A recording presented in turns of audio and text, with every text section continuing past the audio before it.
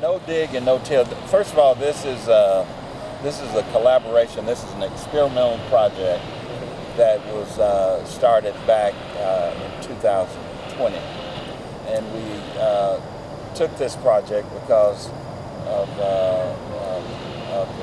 actually not having the resources to actually go into a real farming operation.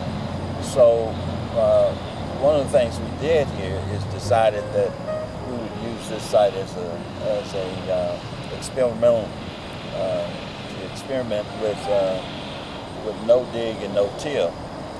Climate control has caused us to seek other ways. I've always tillered every year. I use tillering and do all of my soil prep. But over the last 3 years,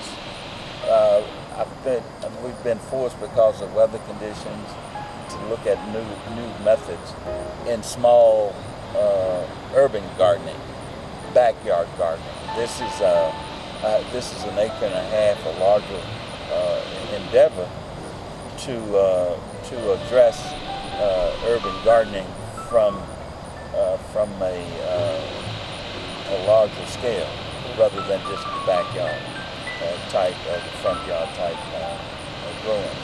Now, this particular project started in December. It started December the 6th, 2020. In 2021, we put together a collaborative arrangement with Memphis Association and Trice Ministries to do a collaborative effort in experimenting with no dig and no till. Yeah. And so as a result of that, we have I've made some really exciting type of things that we can use to go forward. Now last summer, we used this site. All of our sites are 50 by 50. So in this acre and a half, we will, as you alluded to, acres of diamonds and yesterday in our conversation. But all of this will be sectioned off into 50 by 50 plots. So in this particular acreage, we will have acre and a half almost. We'll have probably close to 7 sites, which will be 50 by 50. And in this space back here, we're going to experiment with fruits, nuts, and vegetables, fruits in that area there. But this will be basically where we will do our vegetable growing. Our goal is to, this year we will proceed with the process of making this farm organic. And the steps to start this year. But what we did this past year was interesting.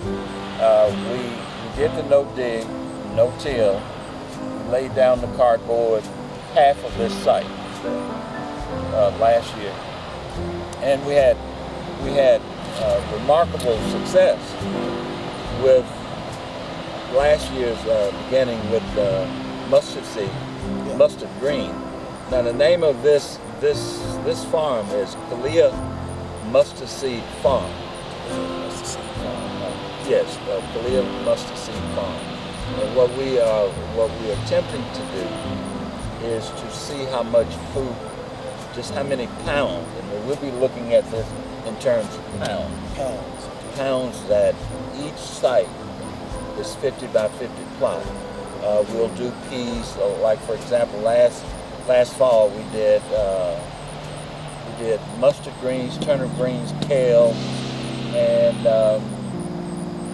we had 3 types of mustard: broadleaf, tender mustard last season.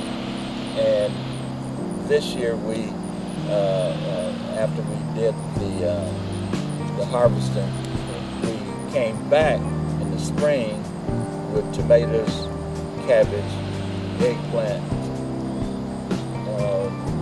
bell peppers, and collard greens, purple whole peas, corn, and okra. Those are the 4, let's see, that's 1, 2, 3, 4, 5, 6, 7 different crops in the space that we use.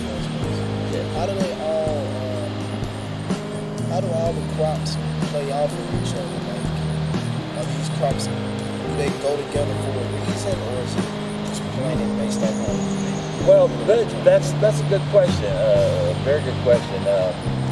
This year I wasn't sure how. I didn't really have a plan as to what was going to complement each other, except for the peas, the purple oak peas. Like I wanted this section over there where the corn is. You can tell the difference where the soil prep, where the tomatoes, the cabbage, the bell peppers, the purple hull peas. That's because of the soil prep that we did last fall. We were not able to do the soil prep as I would have done the same, and it shows in the quality. It shows in the yields. It shows. I mean, you just can't. There's no shortcuts to this farming, and it produces the maximum amount of pounds that you need without having the soil prep. Soil prep is very important.